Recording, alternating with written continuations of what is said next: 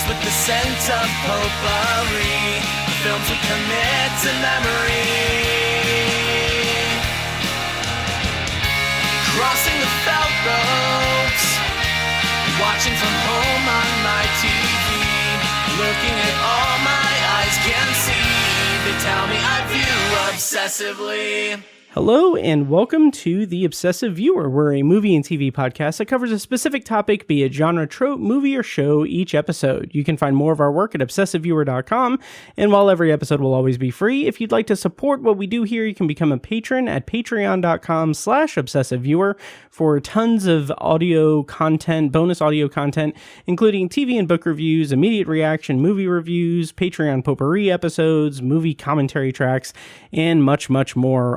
On Patreon now, I have my immediate reaction to the movie that we're going to be reviewing tonight, and a bunch of other immediate reactions. I am also doing a ton of book reviews, so I've been doing read-along reviews of the Expanse series. I'm on book 4, and of course, there is a ton of Stephen King content there too. So check that out, patreon.com/obsessiveviewer. I'm your host, Matt Hurt, and you can find me on social media, including Letterboxd at obsessiveviewer.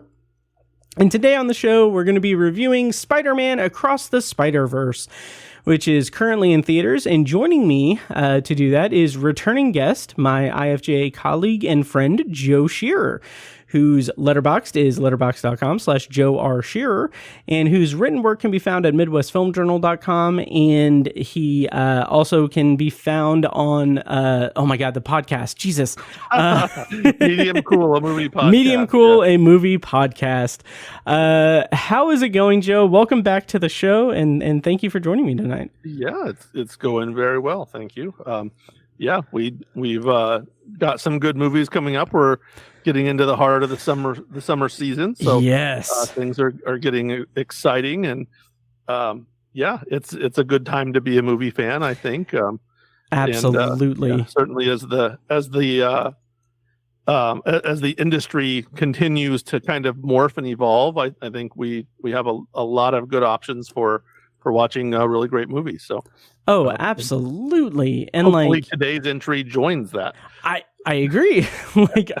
I'm really excited to talk about Spider-Man just because I left the theater maybe an hour and a half ago, so it's very, very fresh in my mind. So I'm very eager to talk about that. But yeah, let's talk about the current movie climate. This year has been very solid. Tomorrow we're going to be experiencing a screening of Indiana Jones, which I'm excited for. What's your excitement for Indiana Jones and the Dial of Destiny? It's as it is generally with movies of this type, cautiously optimistic. I was a bit underwhelmed by the Kingdom of the Crystal Skull.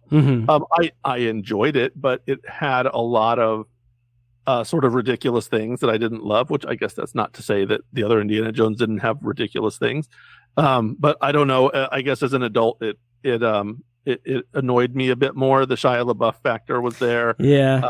There was a weird scene with ants that didn't quite land for me. There was the ridiculous sequence where Shia LaBeouf was swinging like Spider-Man, to borrow from today's topic, with monkeys, swinging with monkeys through the jungle. I was like, this is the most ridiculous thing that's happened in any of these movies.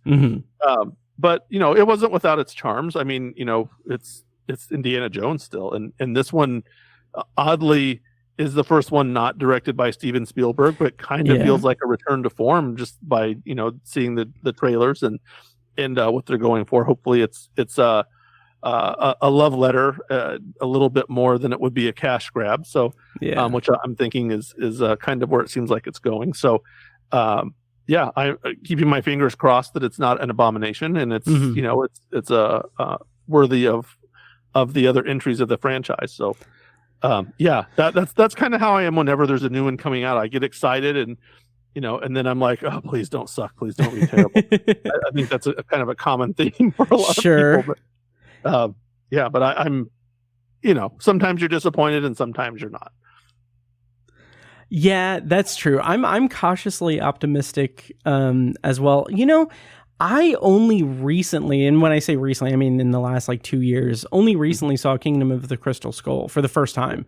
Wow, yeah, because I had heard so many bad things about it, but it ended up not being like, I did not have as aggressive a response to it as I expected to. Honestly, I kind of enjoyed that like 50s sci-fi vibe that it was going for. But everything else about it just kind of didn't really work in a lot of ways. Yeah. Well, it was interesting that Steven Spielberg sort of like, I guess, half-assed threw George Lucas under the bus for it. You know, there was a comment or two where he was like, well, listen, like, George is the writer and he did what he did. So, you know, like, there's only so much I can do here. I kind of felt like what he would say at some of the time, but yeah. Ugh. I mean, listen, they get old. I mean, listen, we could say a lot about George Lucas, and you know, and he at least in a modern context has put his writing display on, you know, his writing talents on display for, you know, over the last 25 years or so, and to diminishing returns. Yeah.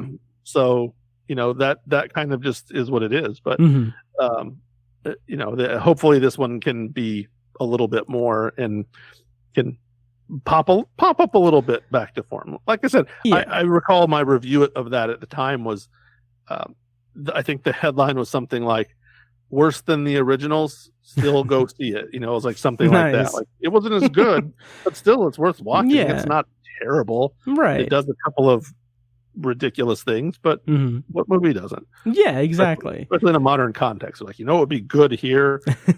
I don't know, a spaceship. And you know, how about ants? Ants are cool. Those are scary. I read this story about ants eating someone's flesh. Let's do that in this movie.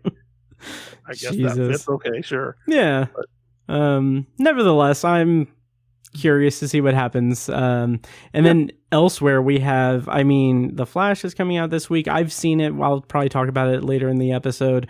It's fine. It's totally fine. Like, here's the thing. The kind of fascinating thing about The Flash for me is that it's a perfectly fine comic book movie, and it's just like most of the way through it I was like, this is a pretty decent, like, how did I phrase it? I phrased it a certain way on Letterboxd. It's kind of a it's an interesting, like, death knell for I put there's a lot of goofy fan service, and oh no, wait! I didn't say that. I think I posted on Facebook, but anyway, it doesn't matter. It's a radio, by the way. Yeah, is this radio? Is that what this is? Is that what we call this? Sure. Let me find it here. Here's what I wrote about this. Oh wait, I didn't write that. But I know what you mean. Like, the nostalgia is definitely there. Yeah, they've thrown Michael Keaton front and center. I obviously am not aware of. I haven't seen it yet, so I'm not aware of all of the spoilers. I've heard rumors of certain cameos. Yeah, but they certainly, as you said, they're wrapping up the Snyderverse, so to speak, allegedly, to make way for James Gunn and whatever he's going to do. It's just sad because I've been, since they started making everybody into a movie. And really loading the Avengers up, this is the day I've been fearing when people start turning on it, because they were, the MCU were the darlings for a decade now. Yeah. And suddenly now it's like superhero fatigue, and this is what happens in the movie industry. Is that everybody's got to make one, and there were a million knockoffs, and then DC jumped in it, and they just kind of sucked and kind of kept sucking until they sucked the well dry, and then they're like, well, let's start over, I guess. Yep. And everybody's kind of waiting for a good Superman movie now, and there's not really been a good Batman movie for 10 years or so, 15 years. When was The Dark Knight Rises? Are we going to call that a good one? 2012. And I will stand by that one. There are there's a couple of moments where you're just like, were you really thinking hard about this, Chris Nolan? Yeah. But also still was pretty okay. Yeah. So yeah, let's call that the last really good Batman movie. Yeah. Certainly not Batman v Superman. Jesus. Yeah. Oh my God, that was atrocious. I have friends who say like, hey, you got to watch the director's cut. You've got to watch the director's cut of Batman v Superman. I'm like, yeah, maybe eventually, but like, I've not had the desire to. I don't know. I mean, is Doomsday still, as Evan says, a poop monster at the end? Right. I mean, if that's still there, if Martha's still there, oh my God, I don't care Yeah. if you have 2 more scenes. I don't care if there's extra Thomas Wayne exactly scenes in it. It's not going to be much better. No, it's the Martha thing. It still is just so insane to me that made it through every stage of production, and no one was like, hey, this is the dumbest fucking thing that's ever been in a comic book movie. What are we doing here? Like, I mean, listen, have you Jesus. seen Blank Man? Have you seen Superman 4? Did you see Batman and Robin? Like, this was dumber than anything in any of those movies. Exactly. And I'll be nice to Blank Man. I'll let me say this about Blank Man. I never saw that movie, so maybe it's lovely. I don't know. Yeah. But certainly those other movies are horrible, and nothing in those movies are as ridiculous. The Batman credit card, the Batster card, is that what we would call it? Sure. The Batster card. That was not as ridiculous as Martha. Oh my God! Where'd you learn yes. that name? Like, oh my God! It's just so. It is ridiculous. But I will say, like, maybe we've talked about this before, but I don't know how you felt about the Batman, but I loved that one. Yeah. I know a lot of people weren't too hot on it. Yeah, I don't know. This is my thought on it. Looking at it by itself, it was fine. Mm-hmm. I was like, again, some of our friends hate it, Mm-hmm. some of our friends love it. And we've, they've all talked, written about or spoken about it publicly in ways. Yep. I don't know if you guys whoever is listening to this, if they would care one bit what our friends who have their own websites think. But that's mainly who I kind of listen to. I look at kind of critical reception and then listen to what my friends who were, I guess, we're critics in a modern sense, Mm-hmm. whatever that means. Those are kind of the opinions that matter to me. And I don't think it was as bad as some of them said. But also, like, I didn't think it was particularly great. But having said that, the bar has been raised for superhero movies, and whatever the fate of that movie is ultimately, it's sort of strange that movie got kind of shoved through and made, given the upheaval of all. I mean, there's literally a version of the previous Batman in a movie tomorrow, right? Like, Yep. The Ben Affleck Batman, who Robert Pattinson was ostensibly replacing, he's going to be in a new movie literally coming out tomorrow. So it's hard to get into, because now, I mean, continuity is so much now. It's everything for a superhero movie now. It has to fit into a world. Mm-hmm. And if you don't like that, I guess, as if you're a moviegoer and you're just like, oh, I don't like that. I don't like that I have to see 20 movies to watch this one. You really generally don't, honestly, but you'll get a lot more out of it if you do. Yeah. And having this movie, again, like, if they were going to make that movie, to me, they need why didn't we have Robin in this movie? I guess I get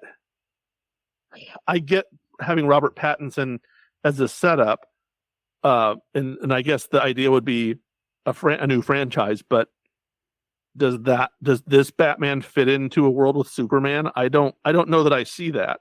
I guess we said that about Michael Keaton once upon a time, and here he is now, 30 years later with The Flash and Supergirl, and it's certainly, for me, again, not having seen it, is going to be a fun thing to see. Mm-hmm. But I don't know that I see that version of Batman interacting with Superman. Like, he's not believably going to fight Doomsday, and I mean, in that movie, very consciously set that up, having the joke or the Riddler, being a John Doe from Seven type serial killer kind of thing. It was I feel like the script that they wrote was probably more interesting than the movie that came about from it.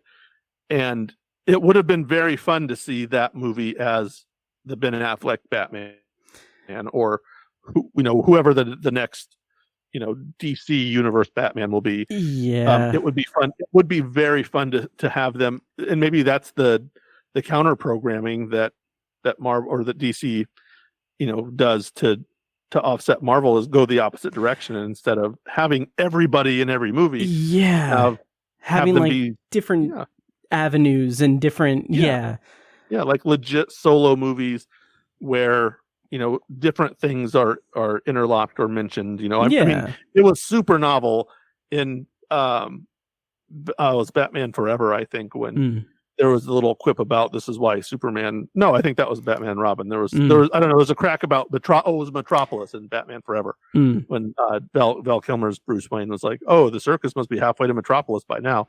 It was a cutesy in joke, and then and then in Batman and Robin, they're like, "This is why Superman works alone," and it was like, well, cutesy kind of, but I mean, who's Superman?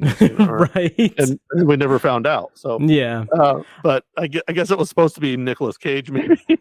How terrible would that have been? I kind of like that as headcanon for that, honestly. I mean, it fits for sure.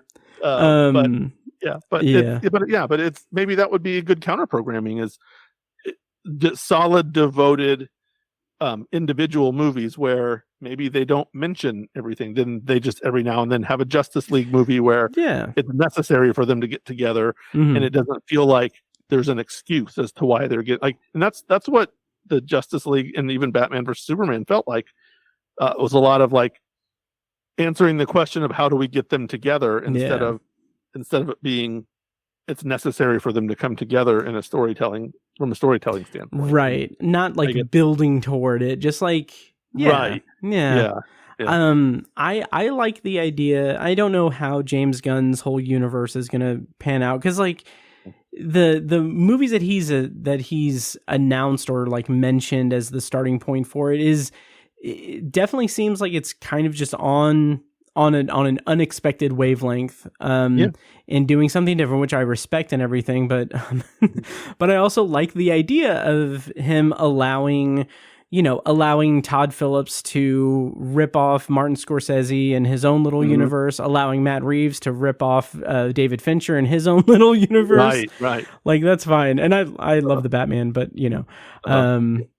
but it is pretty. I will say that just speaking of the Batman again, I think the criticisms were valid. There were a couple of things where, again, it was almost like Batman Forever, where in Batman Forever, I think the detective thing is a little more pronounced given the Riddler as a villain. Where it's necessary for Batman to be smart and not just kicking the hell out of everybody. But it's I think in both of those movies the writing sort of, I mean, listen, in the Schumacher Batman Forever, it was like hardly the Riddler, like he was Jim Carrey jumping around and making flapping motions with his arms and and saying stupid things. But they were selling toys. Right. And it's like, okay, I get it, but they weren't even very good toys. I mean, at least have some good toys. Sure. I remember those figures and they were pretty atrocious. I actually still have one downstairs. I wish it was in my office. Nice. I've got I always tell people, I was like, this is my Val Kilmer Batman. It's like a doll, like a stuffed doll with a rubber head. And I was like, he's the fourth best Batman. Nice. I mean, Ben Affleck and Pattinson weren't even around at that time. Right. That can tell you where I was at that point. But he might be further down the list. But sure.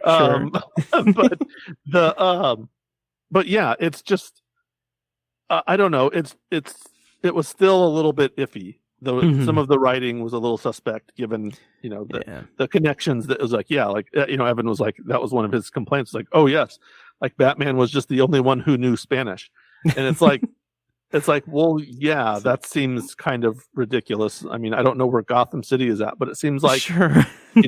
there's a pretty solid Hispanic immigrant population, I think, in most of the country. I think there's probably other people who would be able to speak Spanish. Yeah, as much as and that just seems no offense to anyone who carries that criticism for that movie.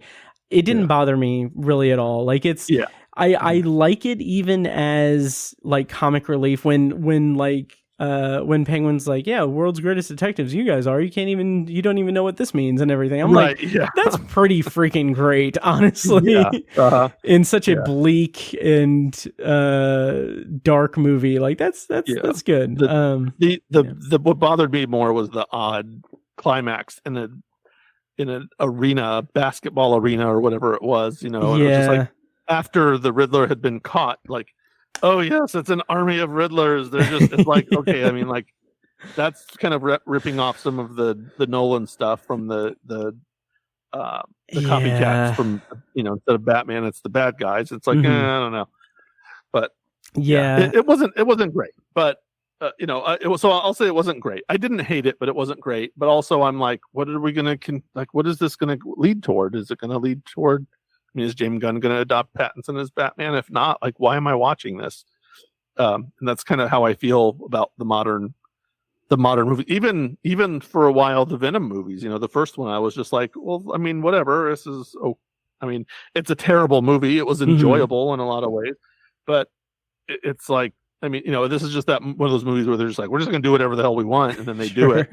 But I'm like, why do I care about a Kraven the Hunter movie, for example, that is supposed to be coming out if there's not a whole lot of Spider-Man in it? If I'm not watching Kraven's Last Hunt within the next 5 years, like, I'm going to be pretty pissed off. I'm just going to say that. Nice. So you guys better have something good in store, or I'm not going to be happy. Those, we can go into a whole thing with that, but it's all we're getting towards Spider-Man. I'm leaving us there. Exactly. So to pivot from that, Spider-Man. Spider-Man. Spider-Man. Yeah, there's a lot of Spider-Man. Doesn't have Kraven the Hunter in it. Yeah. So we're going to be reviewing Spider-Man Across the Spider-Verse. Before we do that, if you want to give your, where you can be found online, like social media and everything, and where your work can be found, and we'll circle back at the end of the episode to talk about that as well. But where can people find you online, of course? Oh, Jesus. Let's see. I'm on LinkedIn. How's that? Nice. I think I do this every time we do that. I'm like, oh, I don't know. I'm on LinkedIn. I'm on Facebook more than anything because I'm old. I think my Facebook address is Joe Shearer 1. And like you said, you can find me on Letterboxd. You already did that one. My work you can find on at Midwest Film Journal, as we discussed before. Some of my more recent stuff. And then Medium Cool movie podcast if you want to check out what seems to be the archives at this point. Maybe a retooled version of that's coming up soon. Has there been any movement with that? No, no, and honestly, I haven't even talked to Austin for a while. And, he wanted to. He's the driving force behind that, and I was just kind of helping him out. Sure. And I was like, it gets me out there and active, and it keeps me relevant in some sort of way that maybe I was relevant if I've ever been relevant in my life, which is certainly arguable. It just kind of keeps me out there doing some things, and then I'm kind of out here just seeing things and talking about it and doing stuff movie related, and until some opportunity jumps up that makes might make it a little bit more permanent. So I'm sort of a free agent in that way. Nice. but Midwest Film Journal is a great site. I certainly believe in it and believe in its direction, and those are some friends that I kind of helped get their feet wet in the film criticism world, certainly in the Indiana criticism scene, if there is such a thing. And it was they're producing some terrific stuff. Their writing is outstanding, and Their analysis is always insightful and great. Absolutely. Whether I agree with the actual takes or not is not really relevant. But obviously, I don't always. But I love to see the thought process, and it kind of inspired me to even adjust the way that I write to kind of match their style a bit. And I don't know that I'm doing it that successfully when I do it, but it is very fun, and it's smart. It's as smart as any as any writing you'll find in Indiana, writing for film, certainly. I wholeheartedly agree. Yeah, it's certainly that I've seen. I don't want to be insulting to anyone, but also you can't be insulted because these are some amazing, outstanding writers who have legitimate credentials. We're not all just schlubs who sit at home and go out to the movies and start banging on our keyboards until something that's somewhat readable falls out of it. But they're very talented. They're extraordinarily insightful and knowledgeable and seasoned, and you could certainly be, no matter who you are, you could be you could not be really take offense to being compared with them, because they're absolutely. I mean, hell, I'd put them up against anybody. I'd put them up against the New York Times. So, yes. Take that, A.O. Scott. Hell yeah. Is he still right? No, he still writes for I actually don't think so. I think he just did he or someone else just transition over to books? I think it was him. I think he moved away. I mean, listen, I don't read everybody all the time. No, yeah. These days, but I thought I'd read something about him retiring from film criticism, and I don't know if he went somewhere else or if he just like you said, switched floors at the New York Times building. Right. Yeah. Yeah. I don't read as much work as I would like to from my friends and everything. But I will say that if you guys want to read some of Joe's recent work on Midwest Film Journal, he has written reviews for White Men Can't Jump, the remake, still a Michael J. Fox movie, documentary, and Mafia Mama is another one recently.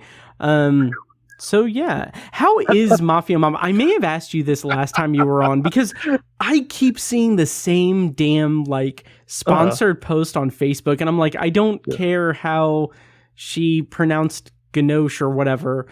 Right. Anyway, So I watched when I went to see Mafia Mama, there was a preview for No Hard Feelings, the Jennifer Lawrence movie coming up. And after Mafia Mama was over, I felt about equally embarrassed for both of those two wonderful actors. Jennifer Lawrence is tremendous. One of my favorites, and Toni Collette is a very good actor, and she's done certainly some great stuff for many years. Mafia Mama is not one of them. It's it's bad. It's very bad. But I don't know. I mean, it's any movie that comes out, it seems like there's somebody who likes it. And if you saw Mafia Mama and you liked it, good for you. I even wanted to like it, a little bit as I was going along. I was like, this could be theoretically a good movie. As I was going along, I was like, it theoretically could be a good movie, but it's not. It instantly went to the bottom of my list. For the year, it was at the bottom. It's since been surpassed by, among others, White Men Can't Jump, which is an absolute abomination. It is. White Men Can't Jump is one of my favorite movies, and I actually, as I noted when I shared on social media that article, I'm particularly proud of that article, of that review, as kind of a pan. I feel like the writing was some of the better writing that I've done in, I don't know, the last couple of years. Maybe not the single best, but it's among it probably top 5 of anything I've written in the last 2 or 3 years. And which isn't a huge sample as compared to years past, but whatever. But yeah, Mafia Mama right now is occupying the second to last spot on my list. It is just behind Cocaine Bear, just ahead of the movie Clock, which was a Hulu movie. Hulu, yeah, which is a fantastic premise for a movie, by the way. Fantastic premise that was just so poorly executed. Jeez, it went to the bottom. And then White Men Can't Jump is just rock bottom, and that's so bad. So I mean, like I said, the original was such a cultural touchstone, and it was, you know, it really made stars of Woody Harrelson and Wesley Snipes, for, you know, like, with apologies to Cheers and New Jack City. It really made them like stars on another level. Yeah, and it, you know, it had things to say about culture, and, you know, there was, you know, the way that, you know, black and white men interact with each other, and of course at the time it was like it was sort of like a Larry Bird versus Michael Jordan sort of thing, you know, in a way, you know, that was kind of they were sort of like street level avatars for, you know, for that kind of thing. Like, it's like, what's better? Is it, you know, like Larry Bird, who's like his hustle and his outside shooting, and is it Michael Jordan and his athleticism? You know, and, you know, obviously the racial aspect of all that was fun and compelling. And Jesus, the dialogue was so good in that movie. And in this movie, it's just like they were like, let's just rewrite this whole movie. And then it's like, let's just like rewrite it all. It's like, okay, well, it's like, well, also, like, you know, last year a white guy won the slam dunk contest in the NBA. So, I mean, I guess white men can jump. So, like, this is not even really a discussion anymore. There's been plenty of white men in the slam dunk contest over the years, more recently. And it's like, okay, well, how do we like call this that movie? It's like, let's just have a joke about like how that's like outdated thinking and stereotypes. And it's like, okay. And then it's just kind of like they get there and they're like, yeah, so white guys like know how to dunk. How racist are you? And they don't say anything. And it's like, now it just happens to be like this very uninteresting white guy and this very uninteresting black guy who team up to play basketball. And, you know, it's like, we're going to take like all this like really fun stuff that they did with Rosie Perez, and we're going to like make it as bland as we can. And the basketball action's not even going to be particularly good. And also it's like Jack Harlow, for God's sake. And it's just like, why are we making this movie? And it's just like, this is the Disney Channel version of the original. But then they're like, oh, let's make it hardcore. It's like, we're going to use the N word, and we're going to like have some F words, even though it looks like a Disney Channel show.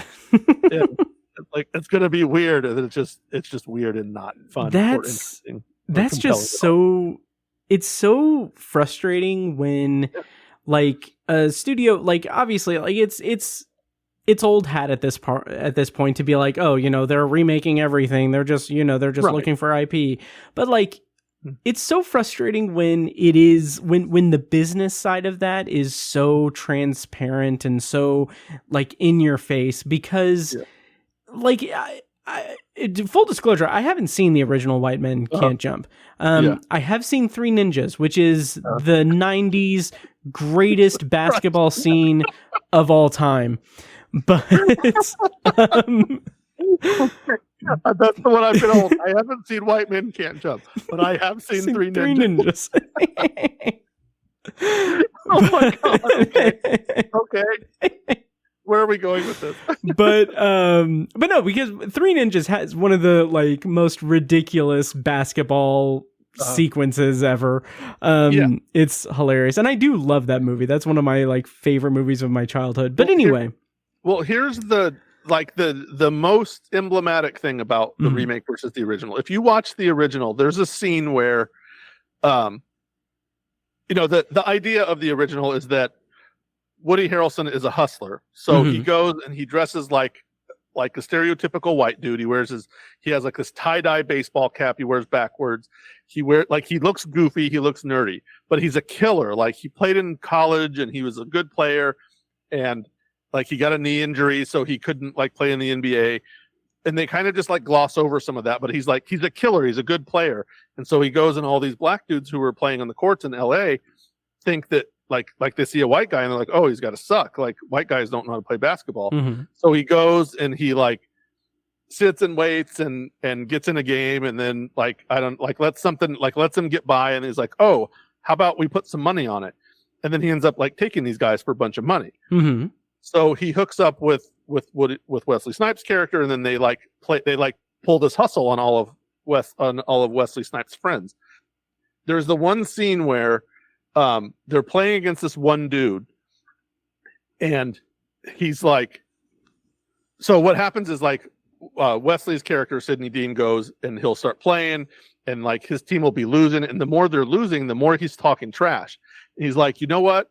I'll beat you, and I'll let you pick my teammate. You know, they're playing 2-on-2. He's like, I'll win with anybody out here. As he's walking up, and he's like sticks out. He's a nerdy guy.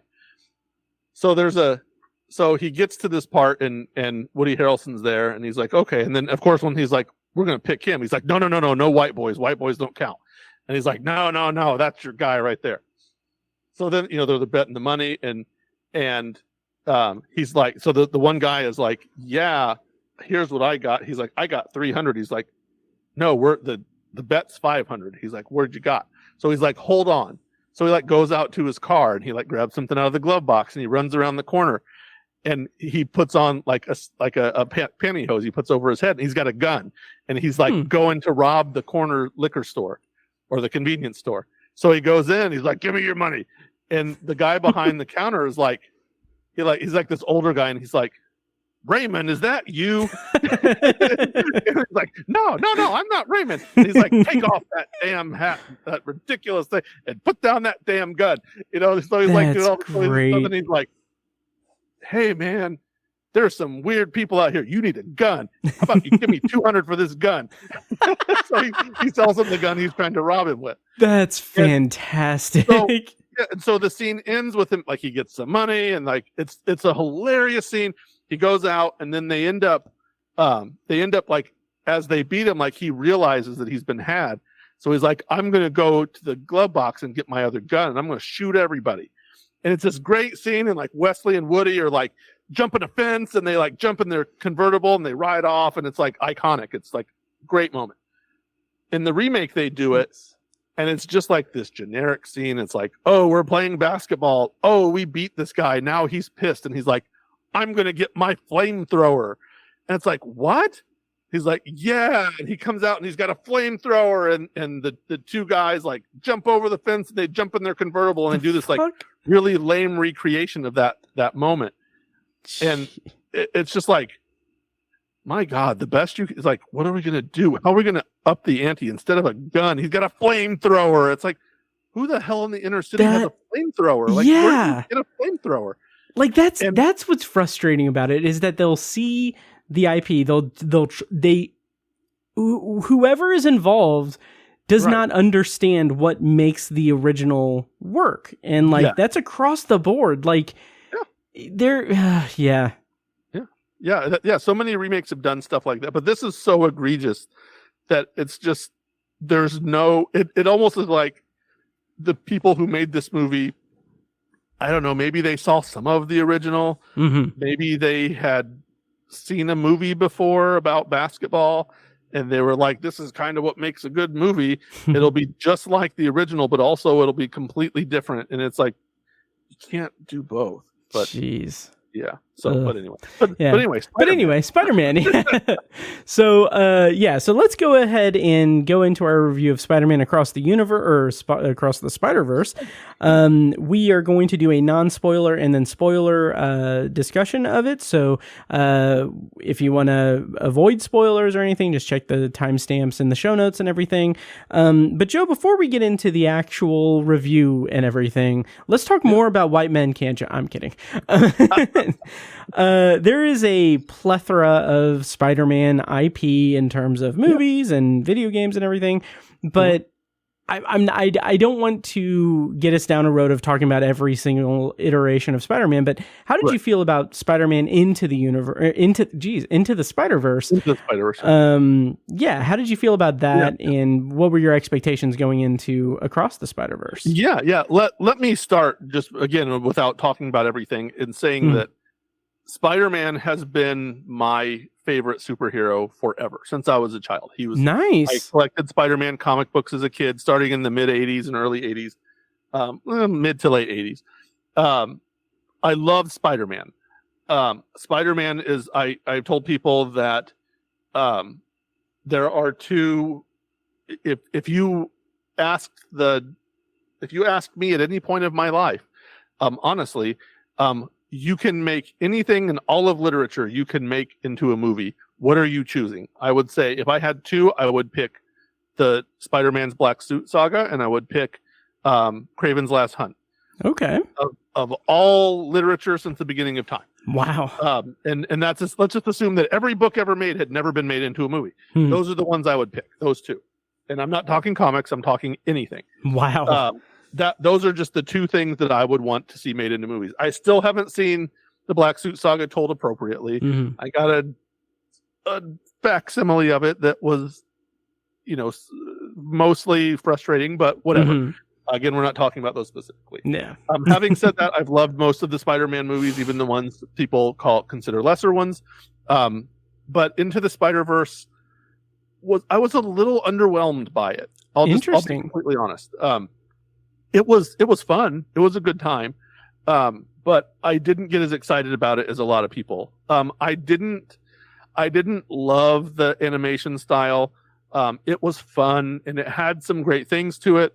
I didn't like the Kingpin, for example. I didn't like the style of making him gigantic. And I never thought of that character as that powerful. And I've never really seen him as that powerful. I mean, even in the different, versions of the character, he was, certainly he could take on Daredevil in a fight. And he was not an unformidable foe physically, but, I never thought of him as a threat physically to Spider-Man. So that kind of took me aback.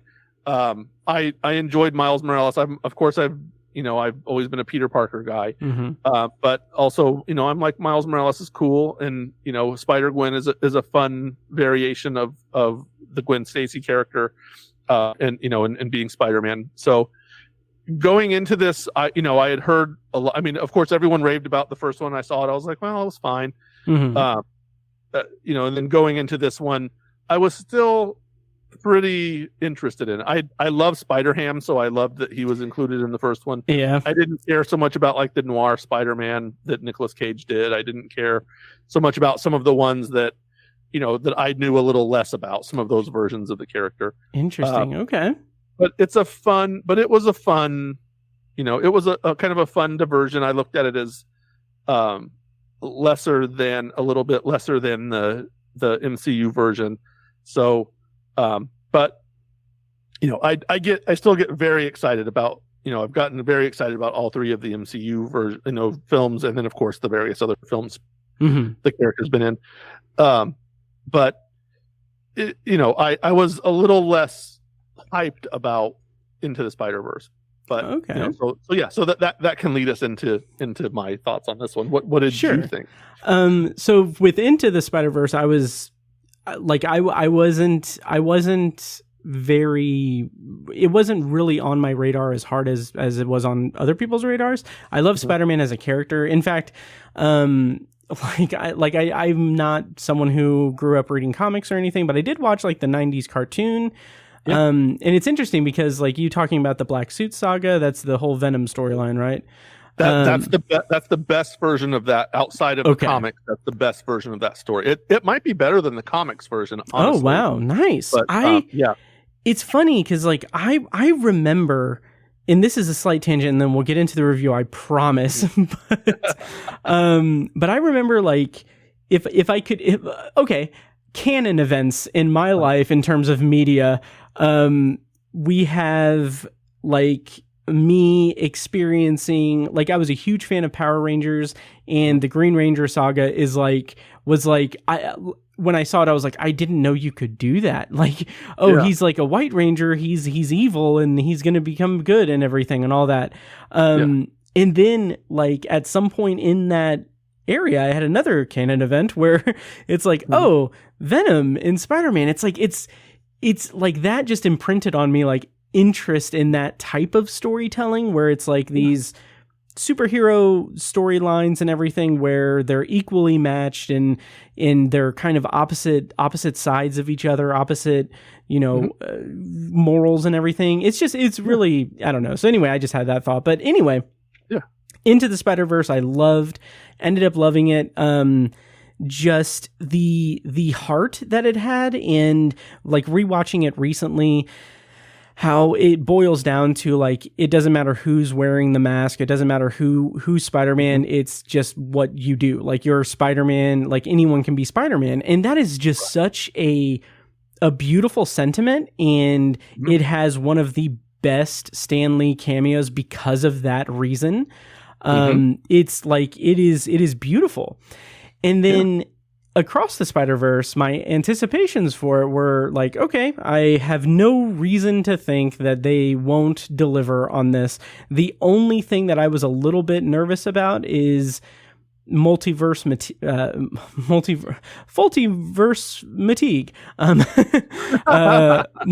fatigue, which is present. It is a thing, but yeah, so I saw it today, and I'm excited to talk about it. So just a background premise, according to IMDb, is Miles Morales catapults across the multiverse where he encounters a team of spider people charged with protecting its very existence. And I'll just leave it at that. Directors are Joaquim Dos Santos, Kemp Powers, and Justin K. Thompson. Writers are Phil Lord, Christopher Miller, and Dave Callahan. And the cast is Shamik Moore, Haley Steinfeld, Brian Tyree Henry, Luna Lauren Velez, Jake Johnson, Oscar Isaac, and Jason Schwartzman. So, Joe, how did you feel about Across the Spider-Verse and non-spoilers? Yeah. It blew me away. It absolutely blew me away. Like I said, given my thoughts on the original, I was like, well, yeah, this looks like it's going to be fun. It looks like it's going to ramp things up, and man, did it. That little teaser, I think the thing I liked the most about the first one was that teaser at the end where they throw the Venom thing in, and it's like, oh, okay. So those animation styles did mean something. And here they really double down on that in a great way, and they even bring in different versions of the previous Spider-Man. And obviously this is the premise. I don't know that I'm spoiling this, right, but there are multiple different versions of Spider-Man that, let me just say, that we've seen before. Yes. I'm not necessarily specifically speaking of movies, but other multimedia versions of Spider-Man that we know and love. There are different versions of it. There are some that are new to us. There's the Indian version of Spider-Man was a lot of fun. Yeah. There's a lot of different versions of Spider-Girl or Spider-Woman that were interesting and fun. They play around with some of the comics lore, especially some of the more contemporary stuff, which I enjoyed. But that story, listen, this is you talked about the multiverse fatigue, and it would be so easy for people making this movie to say, we're just going to rely on, look, here's a million different versions of Spider-Man. Here's, again, I think he's in the trailer. It's not a spoiler to say Spider-Man 2099 is a big part. He was even in the post-credit scene of Into the Spider-Verse. So yeah. And, so he's right here in the poster. So Oscar Isaac plays him, and like, that's cool. That's something, I think there was a Spider-Man 2099 cartoon at one point on Fox. Nice. Had a brief run, I think. But there are versions we've never seen. And there are versions that we have seen. And it was just so fun the way they integrated all that together. And they really did pull this. Sony has been looking for ways to kind of latch on to the MCU, and they kind of did some fun things here related to that, I guess, about as much as I can say. Yeah. But obviously they did this with, they crossed their own boundaries with Venom, which was, it seemed sort of a cutesy move, and they do a couple of things to that effect here. But the thing that blew me away the most wasn't all of the gimmicky stuff. It wasn't, as you said, the fan service things. It was the heart and the the emotion behind it. There were listen, this is a cartoon movie, a cartoon Spider-Man movie, and I was in tears a couple of times, Nice. And it was legitimately, including the first, 10 minutes of the movie, the opening scene of the movie was really touching, and it revolved around Gwen, the Spider Gwen. I don't know what she's called, Spider Gwen, I guess here. She's called Ghost Spider in the Spidey and His Amazing Friends series. Okay. They make for kids. So I don't know if that's her official name or not, but she's here. She's called, she's Haley Steinfeld's listed as Gwen Stacy, but yeah, I think Spider Gwen is the owner. Right? Yeah, I think she's in like Miles Morales' dimension and everything. She's referred to as Spider Gwen, or just Gwen, but in her like universe, she's referred to as Spider Woman. Spider Woman, yeah. So, which obviously there's a couple versions of Spider Woman also, and and again we see a couple of those here in to varying degrees. So she's a character that I don't have a whole lot of time and emotion invested into. I said that cartoon series that I watched with my girlfriend's kids a handful of times. It's certainly like a preschool version of that, of that character. So not somebody you really connect with. Even from the first one, I was just like, yeah, she's fine. But here they really they really ramp it up, and they give her a big arc, and she's almost arguably the star of the movie. I would call her the co-lead with Miles Morales. And maybe this is her story, maybe even more than it's Miles Morales' story. I mean, it's a good 15-20 minutes before Miles is even in the movie. And most of the once he comes in, he kind of takes over, but he still is the main thrust revolves around Gwen and the things that she's doing, and I really like that, to be honest. We can talk about kind of more modern, we talk about Miles Morales is a minority Spider-Man, and Gwen Stacy is a female Spider-Man, and it's and some of the more conservative of us might grouse and complain about that, but the characters were so compelling. This is not, it's not your father's Spider-Man for sure. Right. The Peter Parker version of this, the Peter Parker in this film is largely sort of buffoonish. I mean, he's not the prime 616 Spider-Man, but he's Peter B. Parker, and he's sort of a clownish buffoon returning from the first movie. And I'm glad they didn't lean into that for this movie. They give him, we won't say what his arc is, but they give him a good evolution of his role in the first one. And it's sort of a natural transition, and he's still there and he's kind of just the right amount of what he needs to be.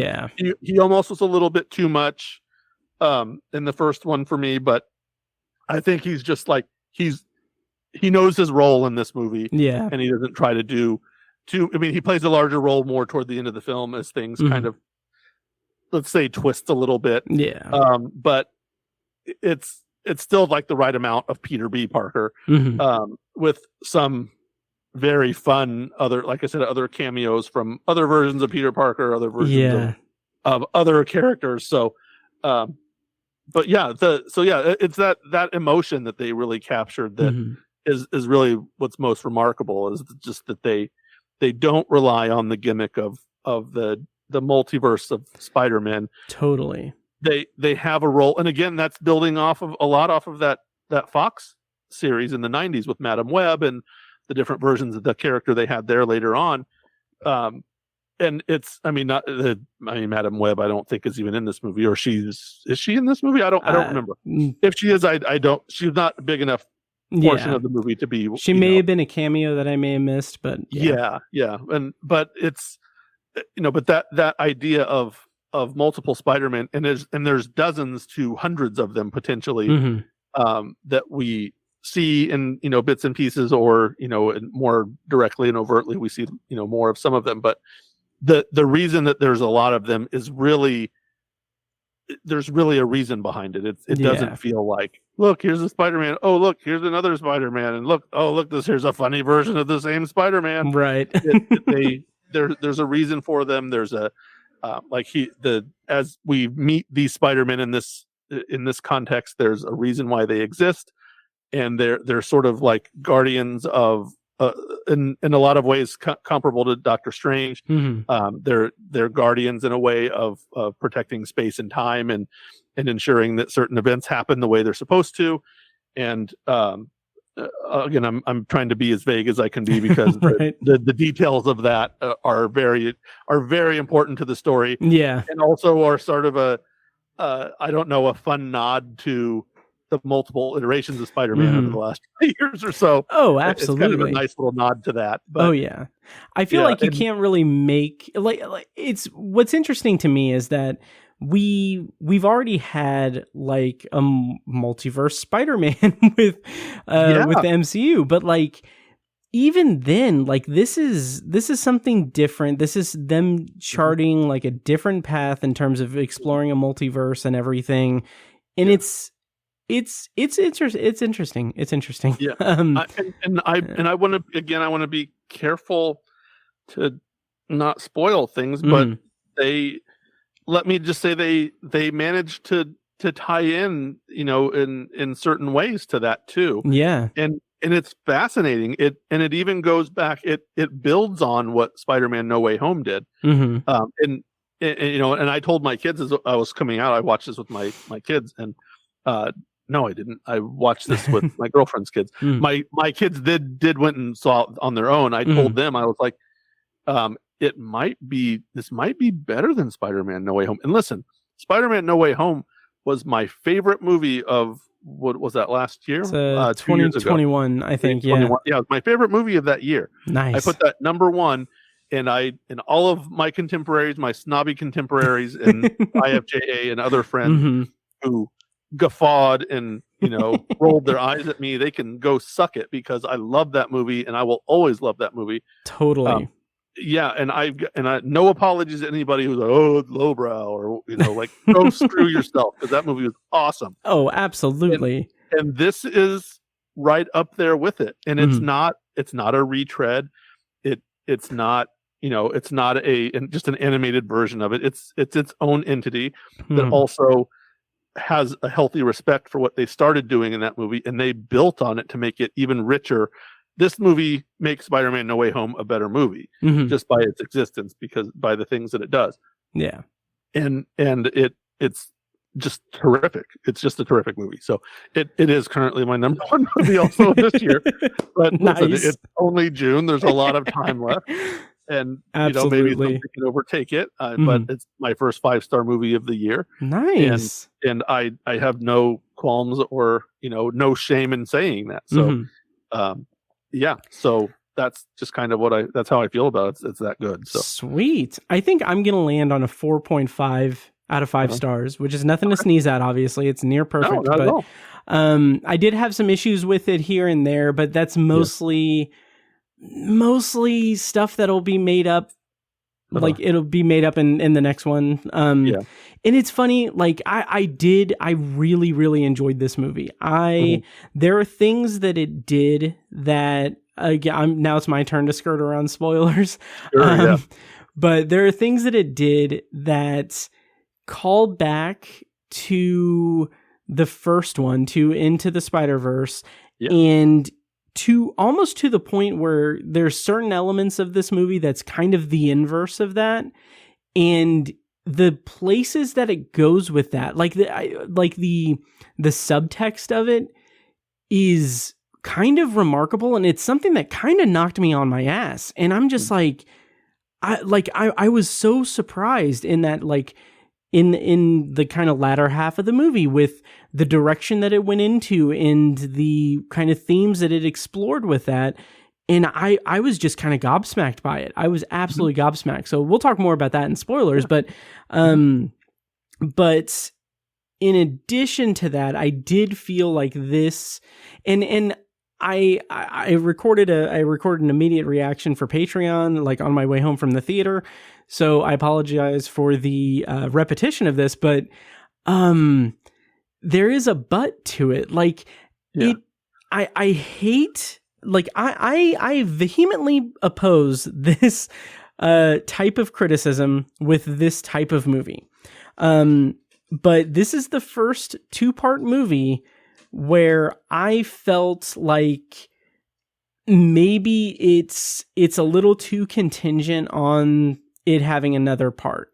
And what I mean by that is mostly just in terms of structure. The movie is 2 hours, 16 minutes. It spends a considerable amount of time, like maybe most of the runtime, setting the stage for everything, which is no easy feat. It's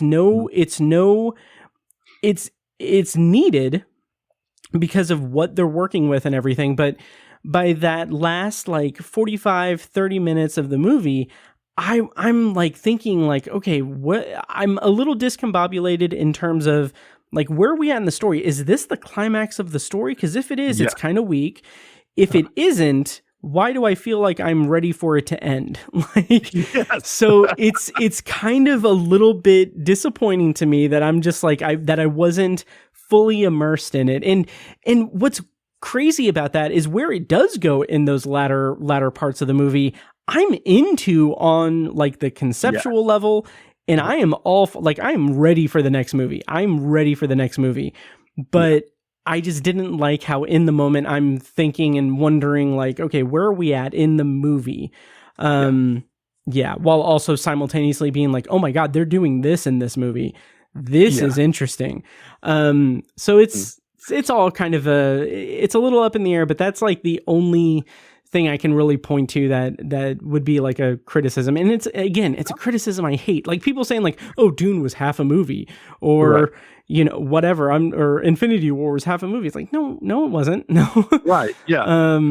But this is and let me also agree with you because I do. That last 20 minutes kind of drags in a way. Yeah.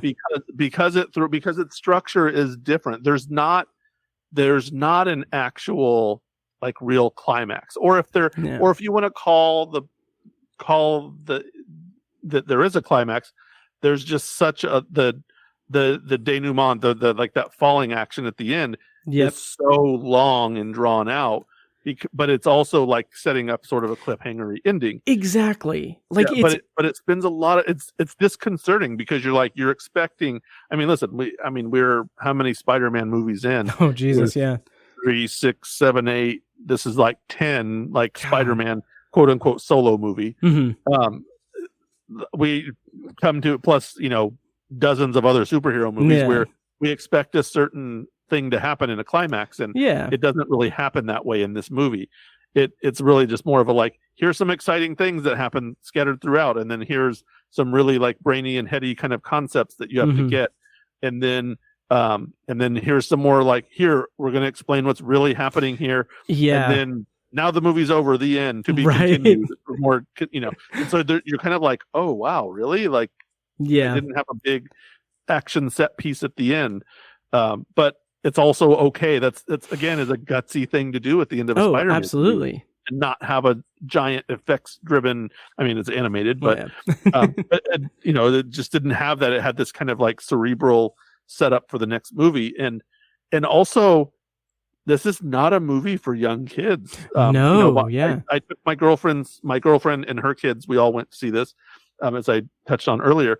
And she has a 7-year-old and a 4-year-old. And the 4-year-old was pretty lost. Like he's, I've gone to a few movies with him, and he's not the most patient, kid in the world as far as sitting through an entire movie. Which he's 4, so what? Yeah, but kids at that age are.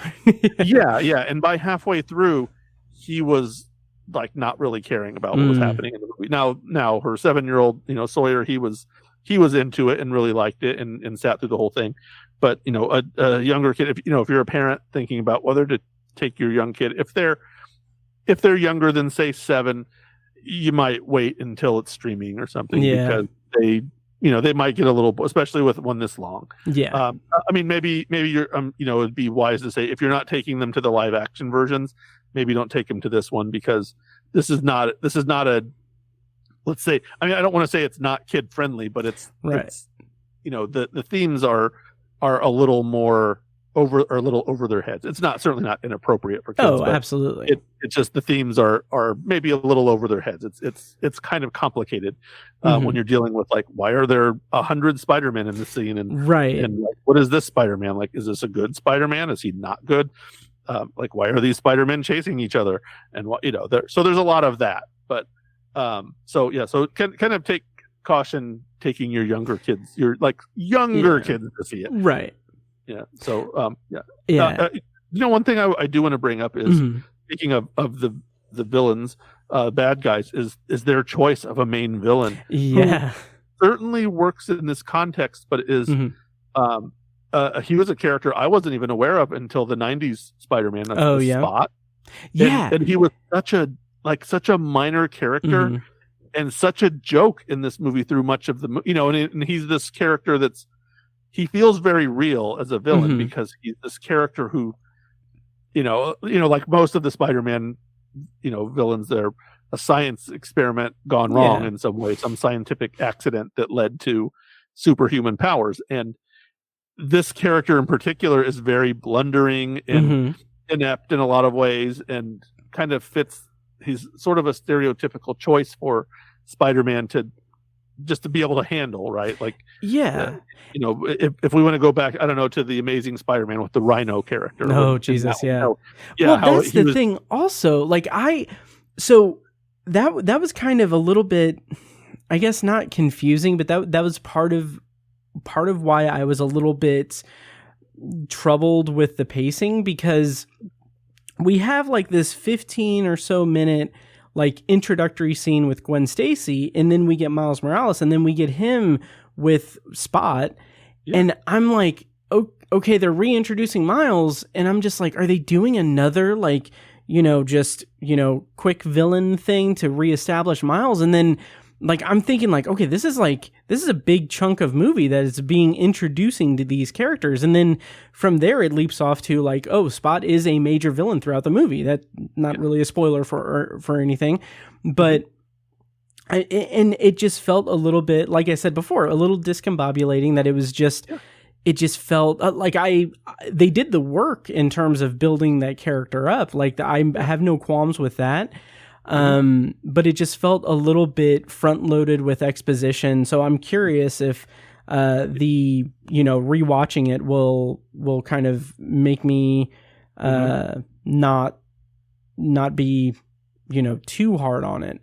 Well, and he also, the character also sort of goes away after a while. And we don't get that satisfying resolution to it. So right. I don't know if the people that your listeners here, how familiar they would be with his character, but he essentially works with black holes. Like, he was, an accident made him, he's sort of a human black hole, and he creates these spots that turn into black holes that are then like wormholes in a sense, where, so for example, he would create a spot in front of Spider-Man, and Spider-Man would like punch, and his hand would go into that hole, and then he'd create another hole by his face, like Doctor Strange, where then Spider-Man like punches himself in the face because of the bending of space and time.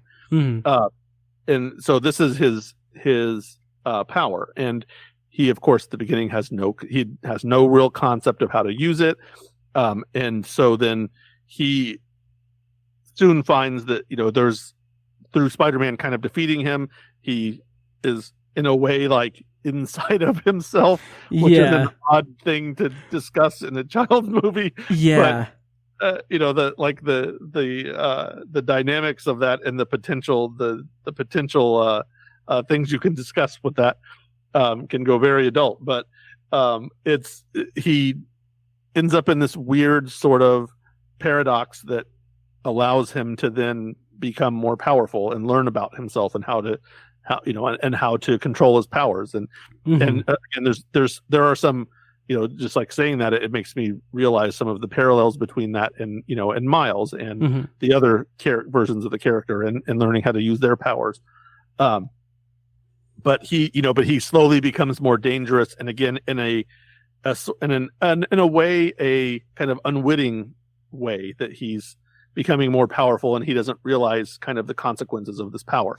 So again, with great power comes great responsibility, right? So that's but circle back around to that theme with this character. So it works as a comedy character that then later on works as kind of a more menacing real character, although he's sort of unwitting, and he's not an unlikable character, in a lot of ways. Jason Schwartzman voices him to kind of fun effect. It's sort of an interesting thing, but but the character is gets more and more interesting as it goes along, and somehow they manage to build him in some pretty interesting ways while they're building the Miguel O'Hara character, the Spider-Man 2099, while they're still building Gwen and Miles, and some of these other versions of even Peter B. Parker and some of these other versions. They're building all of these characters and really like elevating the Spider-Man mythos as they go along. It's just interesting how they can like really make these characters larger than just these two-dimensional things that they could have been. Like compare him to Sandman from Spider-Man 3, for example. Or even like the Lizard in the Amazing Spider-Man, or some of these other characters. Like this character is certainly lesser in the Spider-Man's Rogues Gallery. He's a lesser entry, but he's still pretty compelling in the context of the story. So absolutely. And as we said, there's a large stretch of the movie toward the end where he just disappears and we don't see him. It's sort of it's to be continued while we do this entirely other arc that's just kind of a tangent off of this other arc. So thus is multiverse storytelling, I guess. But let's kind of shift over into spoilers. I'm going to play a clip from the trailer here in a second to kind of divvy us up to the spoiler section. Check the show notes and everything for timestamps if you don't want to be spoiled. But I will say that there is not a post-credit scene. There is not like an after-credit scene. There is, I think, a mid-credit scene. Mid-credits. There's a mid-credits, but... but nothing post-credits. So just so you guys know. But we're through all the credits, but also maybe give some respect to the people who made the movie. Exactly. Okay, so I'm going to play a clip from the trailer. When we come back, we're going to be spoiling Across the Spider-Verse. And he never doubts that he is loved. And he never lets anyone tell him that he doesn't belong there.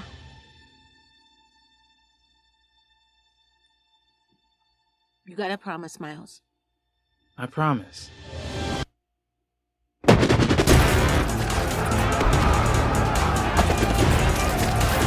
Who do you think you are? Really? We are supposed to be the good guys. We are. Okay, so spoilers on for Spider-Man Across the Spider-Verse.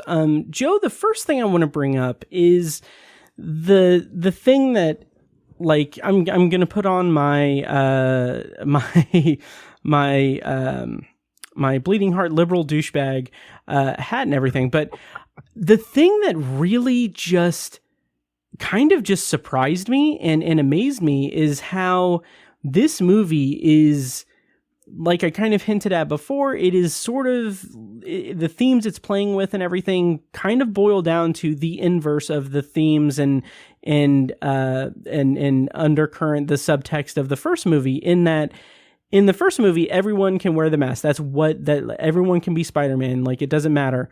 Here, what I found so compelling and fascinating is that what it boils down to when it gets to like Nuevo York with all the spider people, what it comes down to is that Miles Morales is ostracized from the spider community, and he it just feels so much like a metaphor on, racism, and like very overtly so. And it's just so refreshing and interesting to me to see it play out in such a way, because this is, these are his contemporaries. And the whole point of the movie is that he was never meant to be Spider-Man, so he can't be Spider-Man. Because he's Spider-Man, the universe that spider came from doesn't have a Spider-Man. And these have such strong, like applicable applications to our modern society, our, culture and everything. And it's just so amazing to me that they went for that subtext, that theme, and they're unapologetic about it. They went for it. I was just gobsmacked by that. How'd you feel about that? Yeah, I agree. Yeah, that was really fascinating. It's really interesting.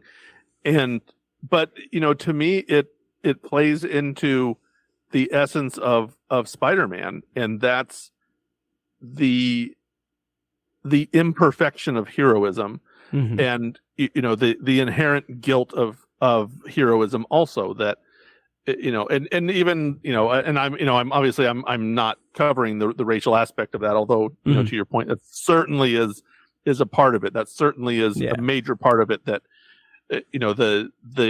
he's half black, half Hispanic, right? And he's the not supposed to be here, right? So there you can very easily read into the that subtext of a biracial kid, and whether he's I mean, geez, a generation or two ago, my mom's generation had a large number of the population that thought that biracial people were an abomination, like they were not of God.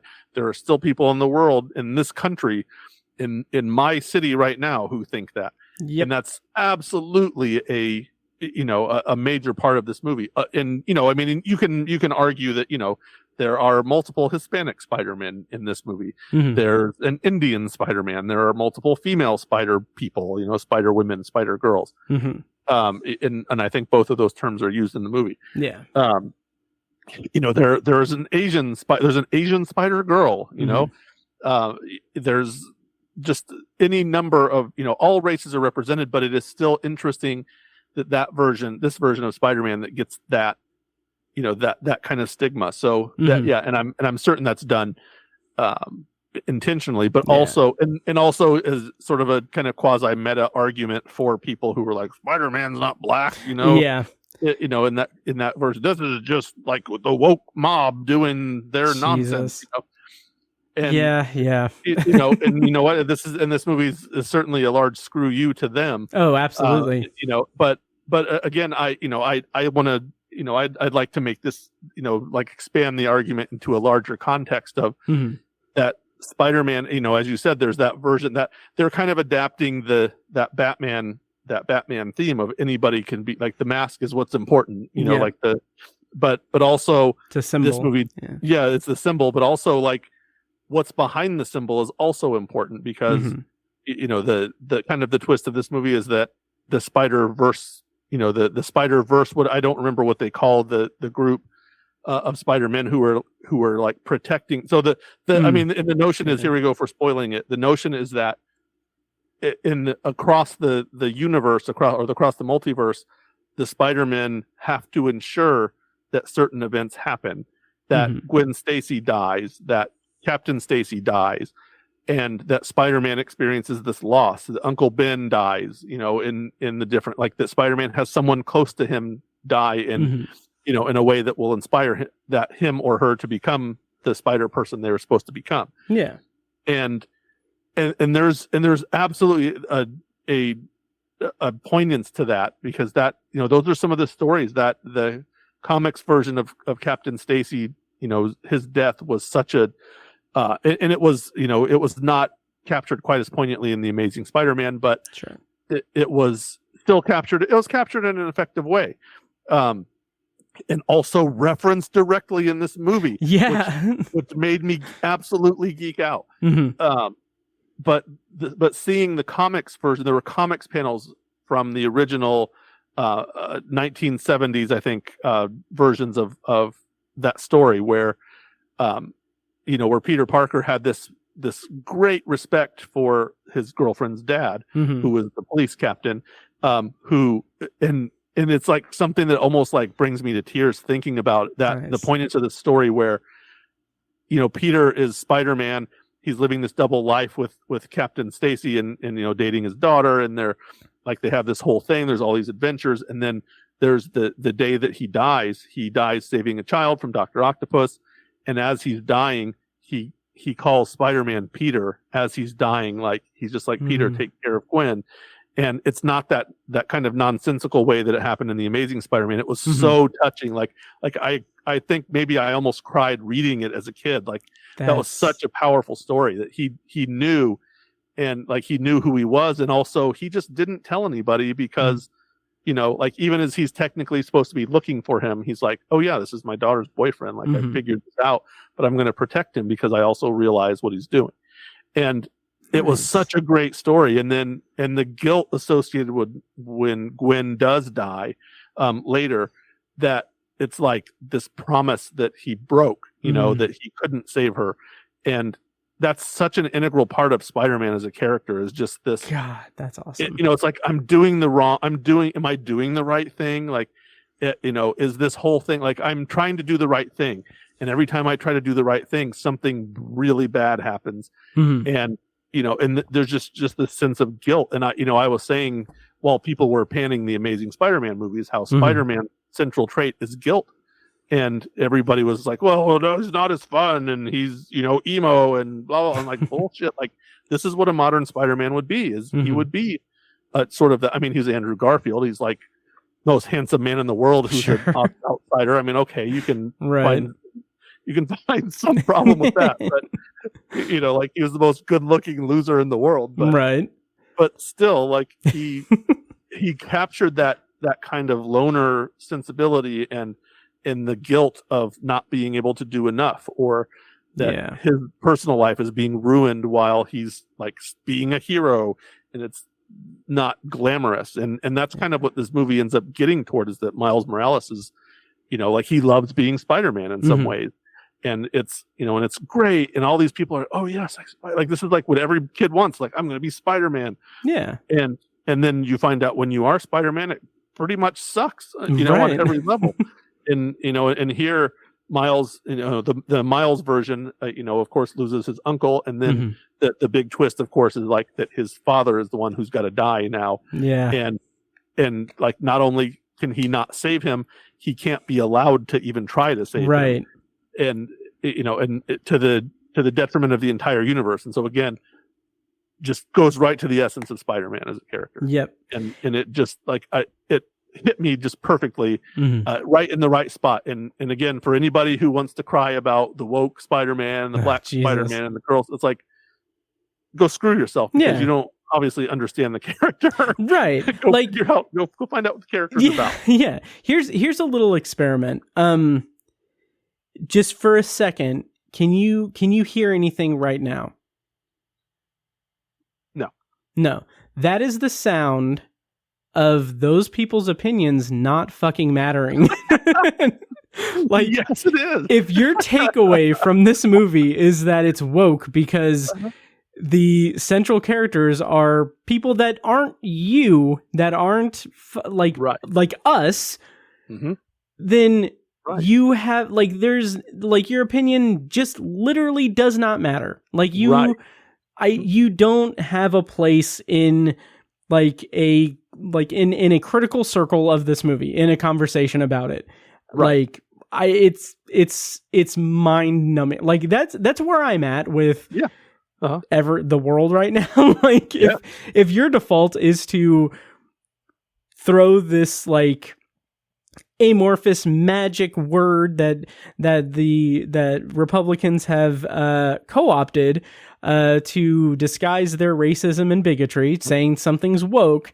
If that is your reaction, like, that is a 4-letter word that will clue me into the fact that you are a fucking moron and not worthy of giving my attention to. Yes, I agree. Yeah. And you know what? You guys don't go see.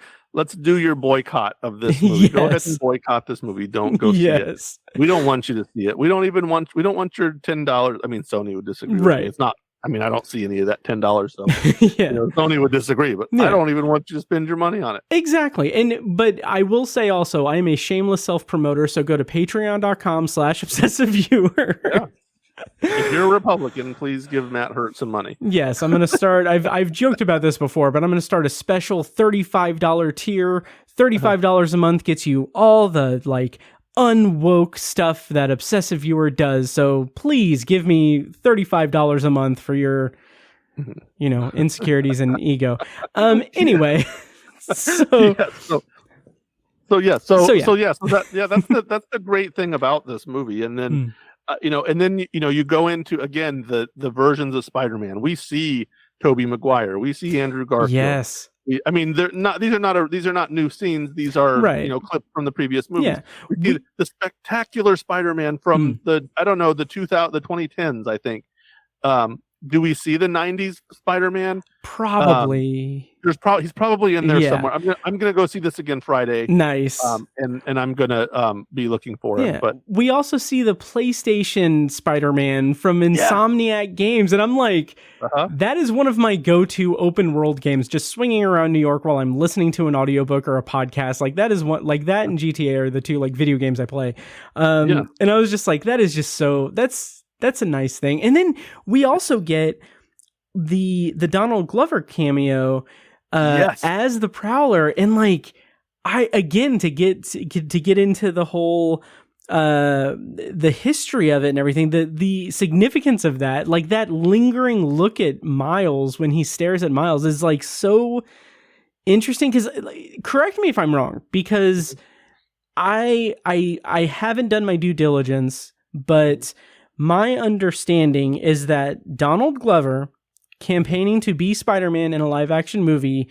Yes, playing the Miles Morales character once upon a time. Okay, yes. So was that directly, or like did that result in Miles Morales existing? Like, did they make Miles Morales because of that, or was there any overlap there? Because I know that Miles Morales was like invented in like 2012.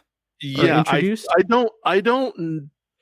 I don't know that Donald Glover had a hand in his creation. Okay. But I remember at some point they discussed making a live action movie that Miles Morales would be in, and Donald Glover was going to be the choice. This was like in the Community days. Yeah. So when he was younger, I mean, obviously now he's a little bit older. Yeah. And I don't know if that version of Miles Morales exists. I mean, I don't read the comics in a modern sense, so I couldn't tell you, but then he came from that's also a direct connection to the MCU, because he was he played that character in Spider-Man Homecoming. Yep. With just a great little, like, almost a throwaway where he has there's a reference to his nephew. Yep. And then he's like, when Spider-Man comes, he's like, oh yeah, he was the one trying to buy a gun from the Shocker characters, and they're like, look at all this tech from the Chitauri, and he's like, no, I just want like a couple of handguns. I'm gonna knock over some stores. And it was like, no, you want, like, look at all this cool stuff. And he's like, no, I don't want that. Then of course Spider-Man is just the great thing where he webs his hand to his car trunk. He's like, come on, man, there's ice cream in here. Yeah, you're still a criminal. Yeah. Sorry. And so it was so and I made my girlfriend, who is not much of a Marvel fan. Sure. She's a Batman person. Nice. But she's a little less of a Marvel fan, and I like made her look at me, because I was like, oh wow, like as soon as he came on camera, I was like, yes, so awesome. And she was like, what? And I was like, she's like, well, yeah, I know who that is. And I was like, no, like, you know who the actor is, but you don't know, like, I was like, so I had to explain it to her. She's like, I don't care that much. It was so great. That's awesome. So I loved that cameo. Again, as a more direct thing. Also, you left out Lego Spider-Man. Oh yeah. That was great. It's so hilarious, the things that the things he did. I'm kind of looking to see if there's like a voice from, because it was I'm trying to remember, Christopher Daniel Barnes was the 90s Spider-Man, and I'm certain that Spider-Man wouldn't the 90s Spider-Man was not there, like, didn't have a speaking line. I'm certain, because I certainly would have remembered that, but he may have been, his name is not in there, so they could have snuck something in, but maybe in this third one he'll be there, so. Something else I love is J.K. Simmons, J. Jonah Jameson, just like, if I remember correctly, like, across the multiverse. Like, just it's a delight. Like, I love that. That was I love wonderful. that. Yeah, and I don't know, did he have a did he have original lines, or were those just? That's a good question. Because I know that it was the MCU version, and I think that there was the Raimi version. Yeah, also. the Lego iteration had the Raimi, that was straight from Raimi. Yeah, that's a good point. But still, I love it. I love it so much. It's just such a great folding in on itself, and it just makes this little origami of Spider-Man. Yeah. It's just it was perfect. It's just the trickery involved. Of course, the hurdles with the rights. Obviously, they're working together in a way. But right. But remember not that long ago when Tom Holland was going to have to stop being Spider-Man because Sony was pulling the plug. And and just now they've got their act together enough, not just enough to make this movie, but to make this movie fully integrate all of the other stuff, including the MCU and including the Venom movie, the little Venom bit in the convenience store. Yes. Yeah, that was just so that was amazing. That was amazing. There's just this is going to be one of those movies that we can watch for years to come, and maybe 10 years from now we watch this movie and hadn't watched it for a while and go, oh my god, look at that, there's another one. So much there. In terms of the kind of finale of the movie, it's kind of broken up into two parts. That whole sky elevator thing to the moon, that, just the principle of that, the concept of that, I love that in terms of science fiction. I think that's just I love it so much. But and it's appeared everywhere. But the utilization of that was really fun. When he says to Spider-Man 2099, or to Miguel, when he says I'm Miles Morales, and he does that whole thing, I thought he was going to do a whole thing the jumping off and going backwards like he did in the first movie, but that whole sequence was that was where I was just oh my god, bombarding him with all of this you're not supposed to be Spider-Man thing, and you're an anomaly, you're the first anomaly, this is why you're not part of the group, all of that is just it was just speaking to me. It was freaking amazing. But yeah, and again that was my perspective again was, as a kid, was seeing Spider-Man interact with Captain America and with the X-Men and the rest of the Avengers on occasion. That he's involved in the Hulk a little bit, but he always felt like he was just not quite part of the group. The Fantastic Four, that there were other things. That black suit story that we talked about earlier ended with Spider-Man in a Fantastic Four costume with a bag over his head to protect his identity. So that kind of stuff. That the Baghead Spider-Man is, and by the way, you can buy a Funko Pop of the Baghead Spider-Man. I got one. I bought one for my son, my older son, and it's that kind of again speaks to the kind of the outsiderness that Spider-Man is. That kind of gives him a little bit of a, and I know, and obviously I know that again the more contemporary Spider-Man has been part of the Avengers at different times, but that's again to me is that even here, even this, where even among Spider-Men, among hundreds and thousands of Spider-Men, Spider-Man as a single entity is still sort of an outsider. In his own, among his own, no one could be more of his kind than these people. Yeah, and still, this individual Spider-Man is just off, and he wants to be a part of it too. Yeah, and that's always the thing. The Spider-Man that I knew as a kid wanted to be part of something more, and that way the fact that he couldn't, he wants to have a normal relationship, he wants to have a normal family, he wants to just be a part of, he wants to be a part of society in ways, and he just never can because he's extraordinary. He can't be, he can't be normal not because he's less than, but because he's more than. And my God, how does that speak to nerds and social outcasts, for ever and ever that,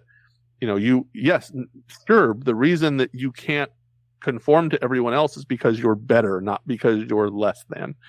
And that's such a, that's why, why I live, like how I live. You Yeah. know, like a guiding principle of life right there. Mm-hmm.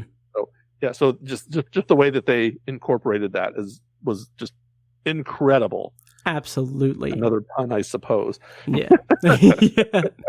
And just like the reference to the Avengers that you just made, like just reminds me of No Way Home. Yeah. They're like, the Avengers, what's that? Are you in a band? I'm just like, that's so great. Like, you don't have those? Yeah. But then kind of to get to the end of the movie, we get this, in my opinion, absolutely incredible twist. Like the realization that he is not only the realization that he's not in his universe, but the tight writing of why he's not in his universe. Like it makes perfect sense. Also, the fact that the realization comes after he has bared his soul. He has been the most vulnerable he can be to his mother and revealed himself to her. Just to have that rug pulled out from under him was incredible. My qualms with the movie's pacing and the fact that I like felt like that, like leading up to that, and basically using instead of like a conventional comic book movie like big spectacle finale, like having the big spectacle finale and then a denouement that's setting up the next one. Those qualms aside, I thought that just in terms of structure and the realization, the reveal of that was outstanding. I loved it. How did you feel about it? Yeah, I agree. I wasn't particularly surprised by the revelation. Like it kind of became obvious, to me. I was like, oh yes, and by the way, like he's going to be the Prowler. Nice. It's Wow, like, that didn't even register with me. Yeah. Like none of that. Yeah, nice. I was just sitting there and I was just like, this is just too much, and it's like where we're at. Listen, like it was a logic, thing. Like I was just like, we're just going, like this is going long. Like why are we still here? We're not doing anything. And like, okay, so he's in the wrong place, and then like, okay, so here's now the Prowler. But okay, this is obviously going to be him. Like this is going to be the big thing because it's like it's the most shocking thing. Like it makes sense. So and then it happened. I was like, yes, okay, cool. Like I wasn't surprised by it, but I was like, yes, cool, okay. Now let's get to the end. Let's get to the next part. And I was oddly ready for it to be over. Like and I was like cheering the end. As weird as this sounds for a movie I gave 5 stars, like I was cheering the end because it was over. Because now I know we're gonna get to like something that is I don't know if it could be like better. Maybe this will be like the Empire Strikes Back of the series where it's just it's the pinnacle of it, and then the third one is hopefully very good, but maybe not quite as this one. But also like it's gonna have to have like unparalleled action. And the emotion of it's gonna have to be super ramped up, and that probably means big tragic things that we won't like, but also we'll love. And absolutely, we love those kind of things. So I was cheering it being over because I wanted it to end, but also not in a bad way. Yeah. Oh yeah. It makes no sense, but in my head it makes perfect sense because I was like, I was both glad it was over and I really wanted more of it, because it's I'm like, okay, this next movie is going to be a buffer, so it's going to the time that passes is going to really build anticipation, and like I said, I'm ready to go see this again, and kind of look for those things that I didn't see the first time. Because there's certainly going to be some, because every frame of this movie has so much crammed into it. Absolutely. Yep. Yeah. Okay, we can kind of start winding down. So kind of overall thoughts, we've kind of talked it all out and everything. You rated it 5 stars. The next movie, Beyond the Spider-Verse, is going to be out next March. So very excited for that.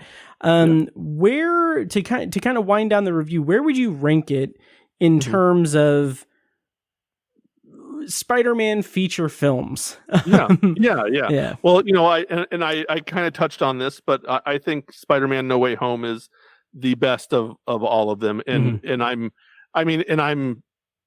just for it does not that it matters that much, but I'm considering this a Spider-Man quote unquote solo film. So the 3 MCU movies, the 2 Mark Webb, Andrew Garfield movies, and then the 3 Raimi movies. Yeah. And I would put this with Spider-Man No Way Home. I mean, it's alongside it. I'll probably want to watch it another time or two. And then obviously I'm leaving out the Into the Spider-Verse also. I didn't mention that, but yes, let's throw them in that bucket. And obviously not counting like Captain America Civil War and the Avengers movies that he's in, and et cetera, et cetera. But it's right up there with that one. After a single viewing, I'll need to watch it again before I can give a definitive answer to that. And like I said, I'll be seeing it in 2 days as we're recording this. Nice. So I'm excited to see it. I don't know if I'm going to watch this one the way I watched, because I watched the Spider-Man movies to death. I've seen I think probably the Garfield ones are the ones I've seen the least. But I'm a fan. I always say, people always try to do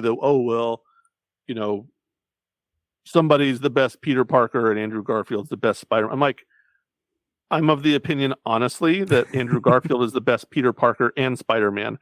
Interesting. And that's even given that's even saying that he's an imperfect character. The skateboarding and the couple of the stupid like the basketball scene and the stupid like scene on the football field where he bends the goal. Like those are idiotic. I forgot about those. I need to revisit those. I like that's the thing that kind of comes like with Into the Spider-Verse and now Across the Spider-Verse. Like I want to watch all of them now. Like all of the individual ones. Like but anyway, but there are idiotic moments in those movies that still kind of capture Spider-Man in the way that I've always wanted it to. Yeah. So I can overlook some of those things. I mean, I don't think the Lizard character was done appropriately. I certainly don't think that the Topher Grace Venom was appropriate for the character. I don't think, although I do appreciate what Sam Raimi was trying to do, was also just a giant mess. Yeah. But yeah, I never thought Tobey Maguire was perfect as Spider-Man. But again, once we got to No Way Home, I always say Spider-Man 3 retroactively ruined the first 2 Raimi movies for me. But then No Way Home kind of fixes it. It kind of brings back that nostalgia. Tobey Maguire is really damn good at being like, "Oh shucks, remember me? Don't you like me?" And I was like, "Yes, I do. Yes, I do very much." So their interactions together, it was weird how much their interactions together amplified those films, like in my memory of them, even though the ones that some people don't like so much, they reference them and it's like, oh yes, I do remember that. And it both kind of accented those characters and gave you an appreciation for what they brought without having to compare them and going, oh well, like this one's better than that one, and that it's like, no, like they're all equally good in different ways. And in this movie then this movie doesn't do that, because there's just dozens, and most of them we don't get to know with any but Miles and Gwen kind of, I mean, not quite stand up to those 3 at this point, the Tom Holland, Garfield, and Maguire, but they're, by the end of the next movie they might, either one of them might, and it certainly does. It's like, man, how do they manage? And this is my question: is what if they bring one or more of those characters into that next movie in a real way? I mean, the way they did it here, you see them, and there's a great line that Miguel says about like, "Don't get me started with that nerd that like that nerd Doctor Strange, whatever it is." Yeah. I was like, "That's so cool. That's such a that was so great." I loved that. And they also, I guess I read an article about it where they said that they did not, Lord and Miller did not like get Kevin Feige's blessing before they did that. And they were like, I mean, he was just like, we were kind of just told to do whatever we want, so we did it.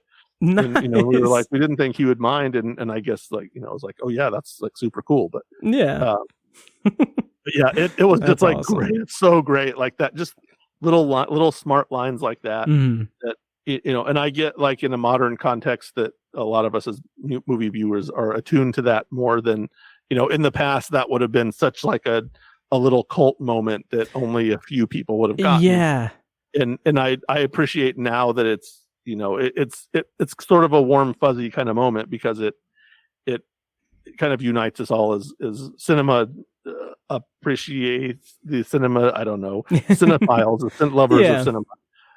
It kind of unites us all, and it's such it's a much larger community than it used to be. Which again, another way that Into the Spider-Verse, you know, wraps around us. It's you know, that while the community itself is larger, it's also still a small community, and we're all kind of in it together, even when we're like arguing and fighting and you know, being low key racist, even. Right. You know, to circle back to that, you know, that element too.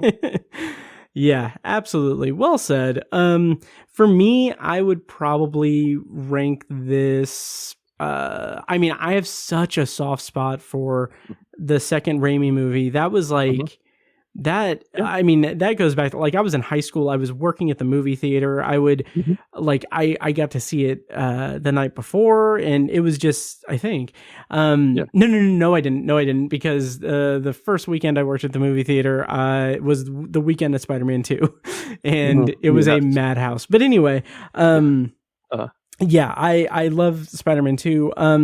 I would probably rank this. I don't know.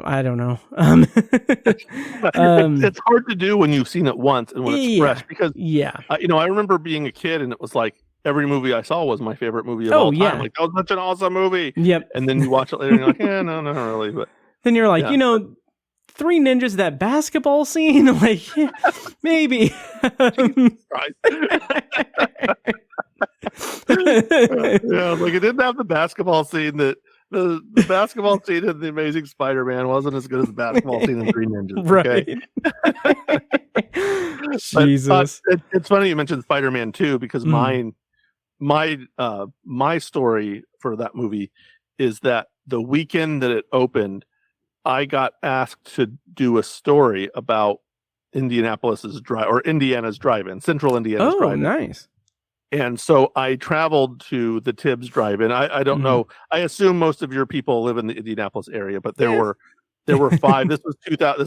When did that come out? 2004, I think. Right? 2004. Yep. And so this would have been the Tibbs drive-in, the Claremont drive-in, the Skyline drive-in in Shelbyville, and then there was another one, like, I can't remember where it's at. It was kind of on the way to like Columbus or something. Maybe it was in Columbus. But there were 5 in the area at the time. And so I had to go in the space of a week to all of those drive-ins. And every one of those drive-ins was playing Spider-Man 2, which I had, by the way, just watched and reviewed the week before. So I already knew that I loved it. It was already like, you know, again, at the time, for someone who'd been waiting a solid, you know, 20 years for a Spider-Man movie, it was like, it was such an improvement over the first one. You know, the first one, and the first one was good. I liked the first one a lot. It was sort of flawed, but I still loved it, you know, but that one really got so much right about Spider-Man and about the nature of Spider-Man. And, you know, it really, you know, the effects, you know, had caught up at that point. And it was just such a good movie. And I watched, you know, I got to watch it like 4 times in a week. And it was to the extent that I ended up leaving one of them early. Because I was like, listen, like, you've already watched it 4 times now. Like, watch it, see what the screen, like, rate the quality of the screen, like, give it enough time, and then get out of here and get home. You know, because it's like, you got a long drive. And that was both like, I guess in a way it was sort of like the death of the child version of myself that would want to watch that, but also like the the birth of a new version of me that was, maybe a little more critical. Not that I was criticizing the movie, but sure. I had a job to do. I was being a grown up while I was watching movies. So, nice. that also was one of my favorite stories that I ever wrote, ranking these drive-ins. And that's awesome. I took pictures and like had to approach like strangers, like, hey, hey, teenage girls, can I take some pictures of you? Like, like that was a thing that I did. Listen, that's been a part of my adult life is taking photos of, like, asking children if I can take photos of them as a non-creepy a way as I possibly can. I'm like, listen, I promise, like, I'm not some creep. I'm doing this for a job. I'm a journalist, damn it. Jesus. Yeah. Yeah, I still have that. That was my very first cover story. Oh, that's awesome. Yeah, of however many I've had, not all that many, but I don't know, 6 or 7 or something. Nice. It was for the Indianapolis Stars. At the time, they're quote unquote alt weekly that they launched to try to run Nuvo out of business, Nuvo News Weekly, right? Way back in the day, but yeah, but it was awesome. I still have it in my scrapbook. I think I had an actual like full copy of it at one point, but very cool. It's a lot of fun it was a lot of fun doing that story, and and obviously just Spider-Man 2 was such a part of that it was and obviously like the things that had such a childhood mystique of drive-ins that it was. Oh yeah, and if I'm not mistaken, I feel like Tibbs is the only one that still exists in the area. Yeah, well, the Skyline Drive-In in Shelbyville is still there, right? I think I'd have to go back through the list, but there was the Skyview Drive-In in Newcastle, I think, was one of them also. Okay, I don't know if that one's still around or not. I think it did close, but again, this was 2004. This was years and years ago. Yeah. Boy, think about that. How that was almost 20 years ago. Seriously, yeah. And it, so there, there was that many. Yeah. But you're right. Like, I believe the Claremont Drive-In is gone. The one, Centerbrook Drive-In, I think is what it was called. It was on State Road 67. Like I said, I think like heading down to Columbus, maybe near Columbus, Indiana. And, it's gone too. But the Skyline Drive-In in Shelbyville is very, like, their lot is all grass. It's not gravel or anything. Wow. And they have like these little humps that you drive on to tilt your car up a little bit, so you have a more direct view of the screen. That's awesome. It's very cool. Yeah, it's very, very cool. And there, and it was funny because it was like, at least, at the time, it was like, well, like their concessions were a little less. Like the Tibbs Drive-In has very good concessions. Yeah. Oh yeah. And reasonably listen, guys, go to the drive-in sometime. Yeah. If you've not been for a long time, it's still a very viable form of entertainment. It's a good value to get to see 2 first-run movies. And if you go to Tibbs, like, pro tip for going to Tibbs is if you've seen one of the 2 movies, there are 4 screens, and you can access most of those screens from whichever screen you're actually facing. You just turn your car around between movies. Oh yeah. And change the radio station to the proper channel, and you can watch, if you're watching one on screen 1 and then screen 3 has another movie you want, just turn around and watch that. And it's very fun. Also, like, visit that concession stand because that's how they make their money. Absolutely.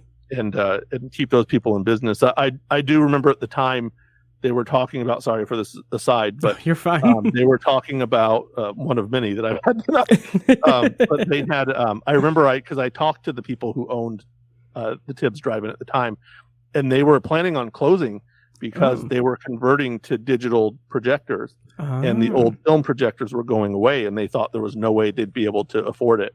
Okay. Or to buy one because they were prohibitively expensive, and so they were like, "Yeah, we're probably not going to be open much longer." And then, and then they were like, also, like, people who bring popcorn in are killing us. Don't bring popcorn in, come by. I mean, I'm not going to go that far, but go buy some concessions. They got good stuff. Oh yeah. And there's nothing like drive-in French fries. Nothing in the world. Yeah. Oh yeah. But anyway, they did get. I remember seeing a news story a couple of years after that, a story in the Star where they said that Tibbs was installing their projector, and I like cheered because I was like, that means they could still be around. And sure enough, they're still around today. So and it still is a great value. So. Yeah, and they're even doing stuff with Heartland as well. I don't know if they're doing anything this year with them, but I think that may have been just a byproduct of the pandemic. That carried over to 2021 and 2022. And Nick Rogers and I, the first movie we we went together to see Tenet at the at Tibbs as the drive-in, and we social distanced, and it was a lot of fun. Nice. That had been I think both of our first movies at the theater, like in over a year, or like almost a year or something like that. When they, and we maybe it was just in the middle of the pandemic. I don't. Hell, I don't. Yeah, time is different. Yeah. All right. Well, I don't want to take up too much more of your time, so we can just we can kind of wind down, end the show here if you don't mind. Yeah. All right.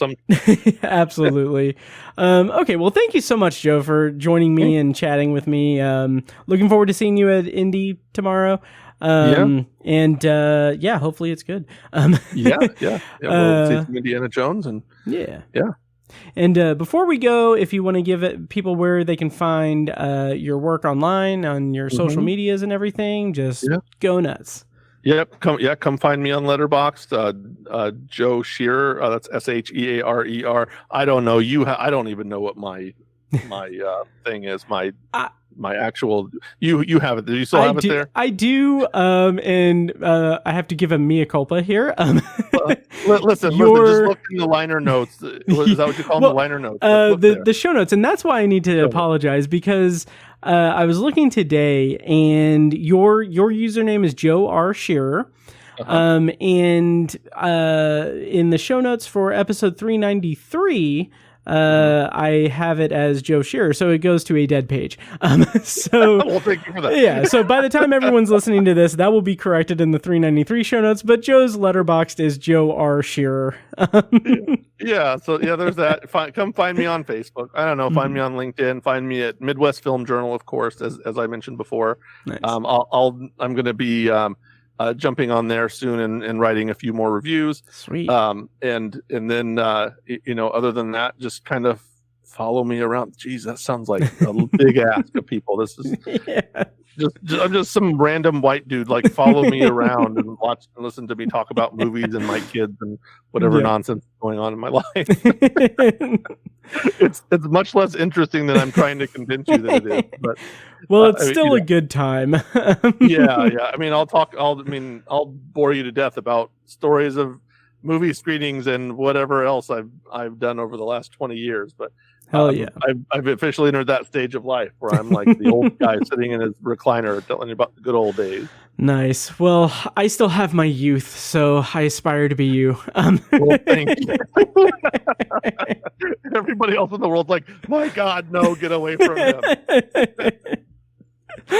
All right. Well, let's wind down. Thank you so much, Joe. Really appreciate it. Once again, guys, you can find all of our stuff everywhere. Check out Patreon, join Patreon. We have different levels. So I have a whole bunch of stuff going on there. I'm also doing weekly Stephen King reviews for the Holly Gibney books. So I'm doing, like, I just did 3-part review for Mr. Mercedes and for Finders Keepers. And then I'm going to be doing End of Watch and then The Outsider. And then all of that leading up to September, where Stephen King is going to be releasing Holly, his new novel. Also tons and tons and tons of audio content over on Patreon. Check it out, patreon.com/obsessiveviewer. I'm going to start playing us out. Joe, once again, thank you so much for joining me, and it's always a blast, and we'll have you back soon for anything you want to talk about. Thanks for listening. You're still listening. Thank you. Yes, so much. Of course. All right, well, thank you guys so much for listening, and also check out Tower Junkies and Anthology, our other shows. But thank you guys so much for listening, and I'll see you in the next episode. And now, enjoy this short clip from our Patreon exclusive RSS feed. For the full clip and more exclusive Patreon content, such as early access to episodes, TV, book, and movie reviews and reaction recordings, commentary tracks, and Patreon potpourri episodes, go to patreon.com/obsessiveviewer and become a patron at the minimum rate of $1 per month. Thank you and enjoy. And it's very exploitative, but also it's like ridiculous. It was an early, like an early 80s HBO selection. It was the movie that, I was like, it was like one of the movies when I was like 6 and 7 years old that, we'd sneak and watch on HBO at my grandparents' house when people were in the other room. and we try to change it real fast. Sure. This podcast was edited and produced by Matt Hurt and presented by ObsessiveViewer.com. You can find links to all of our shows at ObsessiveViewer.com/podcasts. For exclusive bonus content, including reviews, commentaries, and B-roll episodes, you can subscribe to our Patreon at patreon.com/ObsessiveViewer. Thank you so much for listening, and we'll see you in the next episode.